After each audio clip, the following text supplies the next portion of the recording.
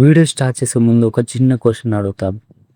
మీరు YouTube start చేయాలి అని ఫస్ట్ టైం ఆలోచించినప్పుడు మీ మైండ్‌లో కూడా ఇలాంటి థాట్స్ రన్ అవుతున్నాయా? వీడియో అప్‌లోడ్ చేస్తా, వ్యూస్ వస్తాయి, మనీ వస్తుంది. కానీ నిజం చెప్పాలంటే ఇలా అస్సలు నేను కూడా అలానే అనుకున్నా.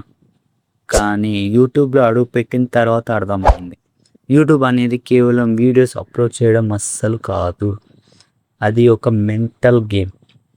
ఒక వీడియో అప్లోడ్ చేసి వ్యూస్ కోసం వెయిట్ చేయడం, ప్రతి 10 మినిట్స్కి అనలిటిక్స్ రిఫ్రెష్ చేయడం, వ్యూస్ రాకపోతే డిసప్పాయింట్ అవ్వడం, ఇవన్నీ ఎవరికి కనిపించవు.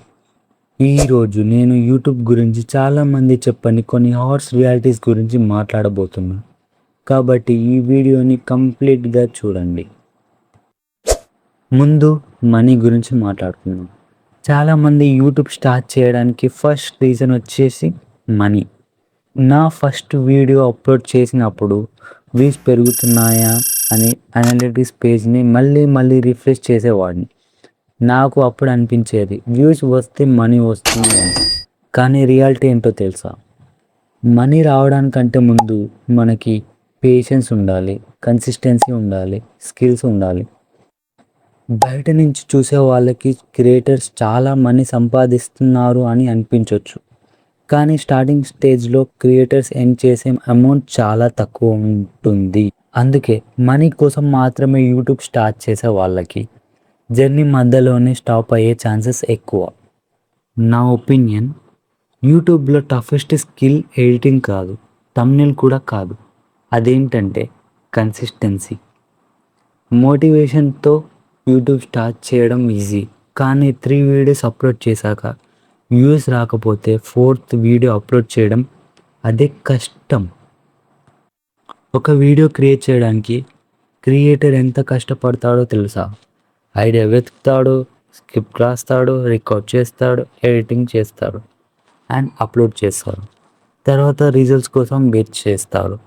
కానీ కొన్నిసార్లు రిజల్ట్స్ అస్సలు రావు. అయినా నెక్స్ట్ వీడియో కోసం మళ్ళీ ప్రిపేర్ చేసి స్టార్ట్ చేస్తారు.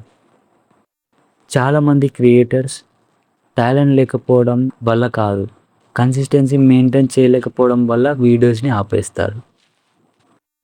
క్రియేటర్స్ లైఫ్లో ఇంకో పెయిన్ఫుల్ రియాలిటీ ఏంటో తెలుసా? Negative comments. ఒక క్రియేటర్కి 100 కామెంట్స్ వచ్చాయి అనుకోండి, 99 కామెంట్స్ పాజిటివ్ అండ్ ఒక్క కామెంట్ నెగిటివ్.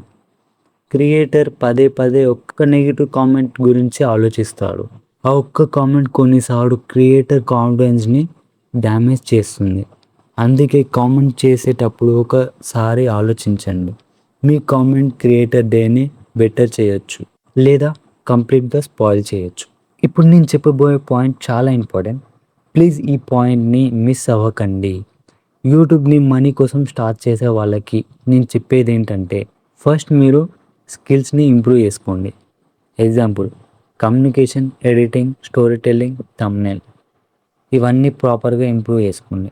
ఎందుకంటే ప్రతి యూట్యూబ్ కంటెంట్ క్రియేటర్ ఇవే మెయిన్గా ఫాలో అవుతారు. ఇవాళ మనం చూసే పెద్ద క్రియేటర్స్ అందరూ ఒకప్పుడు బిగినర్సే. వాళ్ళకు కూడా 0 వ్యూస్ వచ్చి ఉంటాయి, వాళ్ళకు కూడా నెగిటివ్ కామెంట్స్ వచ్చి ఉంటాయి. వాళ్ళు కూడా మనలాగా గివప్ ఇద్దామని అనుకుని ఉండొచ్చు. కానీ ఒక డిఫరెన్స్ ఉంది, వాళ్ళు గివప్ ఇవ్వకుండా కంటిన్యూ చేశారు. మీరు ఇప్పుడు 10 వ్యూస్ దగ్గర ఉన్న, 100 వ్యూస్ దగ్గర ఉన్న గివప్ ఇవ్వకండి. ఎందుకంటే ఇవాళ మీరు చూస్తున్న ప్రతి సక్సెస్ఫుల్ క్రియేటర్ ఒకప్పుడు మీ ప్లేస్లో నుంచి వచ్చిన వాళ్ళే. సో నా ఫైనల్ డెసిషన్ ఏంటంటే, మీరు కూడా ఎక్కువ ఆలోచించకుండా మీకు ఏదైతే అనిపిస్తుందో అది చేసేయండి. తర్వాత మనం రిగ్రెట్ అవ్వకూడదు. సో ఈ వీడియో కింతే, నెక్స్ట్ వీడియోలో కలుసుకుందాం.